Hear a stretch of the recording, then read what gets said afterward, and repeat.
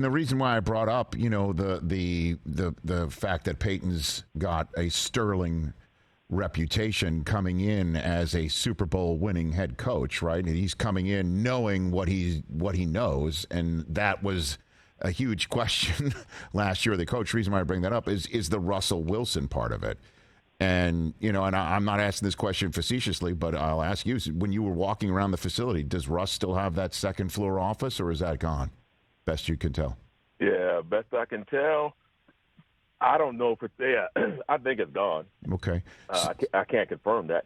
No, I hear you. But the reason why I asked that is just, again, like things are maybe going to be different this year just from that point, that aspect of the locker room and Russ having an opportunity to have a guy with a ring, and a sterling, as I mentioned, reputation as a quarterback guy.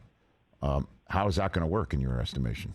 Yeah. TD. It's. I think it's interesting that all of those things were happening. Where Russ had his own office. He had his own kind of quarterback coach at practice, and no one really said anything until things got bad, and then it became all of these things became a problem. Yep.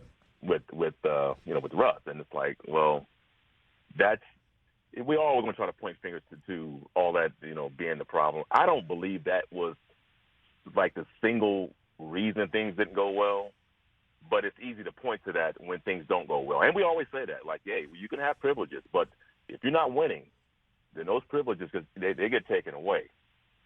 And so I just think the other thing that it could have done, and I don't know this, and I'm just speculating, as a player, you like to see all players be treated, and there's never going to be an even, treatment of players. The best players get treated differently. Mm-hmm. But it is striking when if you're up in the locker, and let's say John Elway comes in, and John has an office upstairs, and it kind of sets that.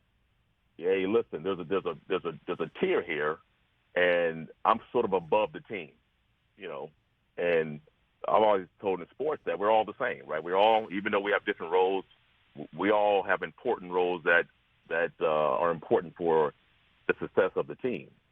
And I know, playing with John and Shannon and Steve Atwater, I saw these guys, and I watched them, and they were just team guys.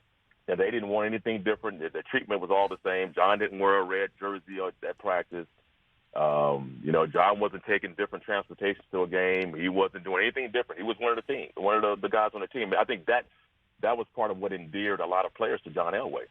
And so when I saw that, then, of course, I tried to model that. So when anybody came in and saw TD, they didn't feel like, oh, well, TD thinks he's better. So it's just things like that where you can keep everybody feeling like they're all kind of the same level, even though we know you have your superstar players.